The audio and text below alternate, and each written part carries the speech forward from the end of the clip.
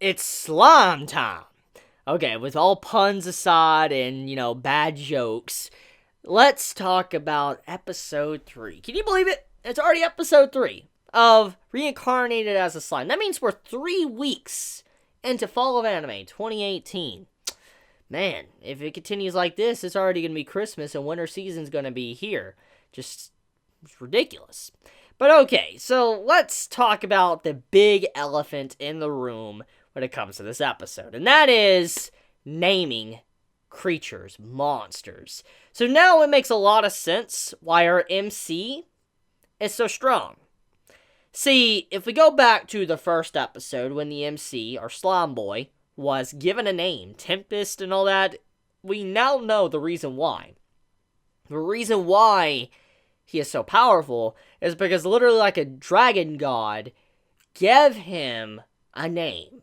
And if we're going by how strong, Veldora was, then we can obviously guess that's the reason why he's so powerful. With already the stats he had and everything that he already could do, and then you have a name that was given to him, it's clear as day that that's why he is so freaking powerful now. It's because the name that was given to him. And in turn, it also strengthened the dragon as well. So that's the cool part about this episode. It gets some clarification to that exchange in the first episode and why names are very important apparently in this world. And it's a concept I have seen often in literature, not just manga and anime. I actually seen this in the inheritance cycle. If you've ever read the books Aragon and all that, if you've ever read those, then you'll know names are very important. And in a lot of literature, names can be very important, very powerful, especially if, let's say, you know the true name of some individual. And in this case, names to monsters grant them evolution, power, to where they could be a lot stronger than they are, become a different species entirely. And that's what happened throughout this episode. When our MC decided to give everybody names to make it easier on himself, but also just to know how they could communicate with each other, that's when they all gained a lot of power. For instance, you have all the goblins that were given names. They go through insane developments. Like, some of them become goblin Lenas or whatever. Some become hobgoblins. And they basically all grow and they get very strong. The old man of the village that was all feeble and couldn't do anything, he started becoming a macho man. He was very strong. And I'm like, oh my god, like, this man is crazy. It just shows what could happen if you're given a name, especially from a powerful creature. That's what I'm assuming. You have to be incredibly powerful to give someone a good name. If you're not powerful, then the name is not going to matter at all. And so, I feel like that's the main purpose of what this episode was about, really showcasing why our MC is so strong. He really needs to thank the dragon that's inside of him and actually let the dragon out. Seriously, it's kind of crazy at this point. But okay. Anyways, I did not expect to have the MC literally form a group of direwolves and, or Tempest wolves, my bad. Tempest wolves and, goblins. I did not expect him to literally form a group with them. And now he's literally going to a dwarven capital just to be able to find a way to build better homes for them. Before everything is said and done, I feel like our MC is building like a capital city for monsters, or just a lot of fantasy creatures to live together. It reminds me a lot of a current arc, or what was going on in Overlord in Season 3, but also would happen for Season 4 when it eventually does come out, is the fact that, building a country for all races to be able to coexist. And that's kind of what the MC was trying to say in this episode, was that don't harm humans, don't belittle other races, and just, be nice to each other and all that. And it was clear as day that, there's a lot of similarities going on here, and the MC does want to somehow watch over these individuals and allow them to have some form of happiness. And I feel like the main objective of this series right now is not just our MC exploring the world, but probably becoming a ruler of a nation or something. Because since technically he took Veldora away, someone needs to keep the peace in the area, and I feel like that's what the role he's going to be playing as. I'm also very curious when he's going to gain a humanoid form because of, the opening and ending song. That's what I'm kind of curious about, because he's still yet to gain a form, and looking at the form in the opening song, it doesn't look like a dwarf form. So I don't think he absorbed a dwarf, so who did he absorb to really become that? Unless he just figures out some form of mimicry to be able to, just transform his body in any way he wants without absorbing people. Which also, let's talk about that. So, the main conflict of this, besides the names, before the names happened and before he passed out and they needed to build, houses and stuff, the conflict was the goblins versus the direwolves, which was set up in the last episode. And obviously, the MC was tasked with making sure everything's gonna be okay.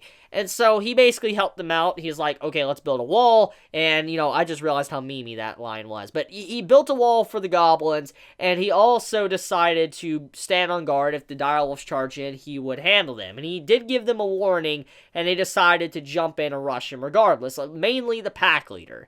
And I was very shocked with how brutal that scene was. I was like, okay, our MC is not all that kind. I mean, I know he was tasked with, taking care of the village, making sure they're okay, but it was just a very brutal moment, the way it was shown. Especially what was shown. I did not expect to just see everything shown like that, seeing literally the leader of the wolf pack just head gone and then hit the ground like it did, and then you just see our MC go in and just absorb the body. I'm just like, oh my god, that's kind of brutal. That's some Overlord stuff. That's some pretty dark stuff.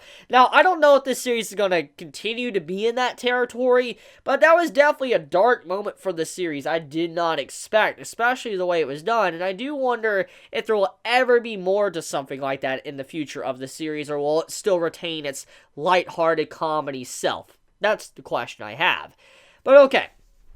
Anyways, the conflict was settled very easily. I mean, once he got rid of, the main pack leader and absorbed him, he was able to get the direwolves under his control, and then resulted in him being able to give everybody a name, which in turn caused him to pass out. And I do like in that little scene to when he does pass out, everybody's kind of watching over him like he's a shrine or something, like he's a deity in a shrine, and they're just washing him, cleaning him, make sure everything's okay while he was just in rest mode. He had no idea what was really going on, and I especially love the little moments to when, the dog, the Tempest Wolves, was just on top of him, and just, kind of guarding him, treating him like, a king or something. It was just a really cute moment. I really like that, and I hope there's more exchanges like this, just seeing, the Tempest Wolves working with our MC, helping him out, and, I hope he actually builds a group with people, and maybe even creates a kingdom. That would be a really good plot line for this story, because that's obvious what is going on here, at least for the time being, unless a new plot arc starts or something. But, yeah. Anyways, what else is there really to talk about? I guess, besides the plots, I guess I want to talk about how the art and animation, once again, is just very spectacular. Another beautiful episode, and it's honestly still impressive to this day. I mean, I still can't believe how good this series looks, especially 3 episodes in. I mean, we'll really find out how the art animation is going to be in probably 2 or so episodes, because that's typically when anime start to show signs of problems, and if we don't really see anything by then it's obvious that this series is going to be on a really solid track for the entirety of this anime season, unless something really unexpected happens. But I think I want to end it there. Let me know your thoughts in the comments below, how you felt about this episode. How'd you feel about the little details of, just the goblins, how they transform, to the direwolves and all that, to the names.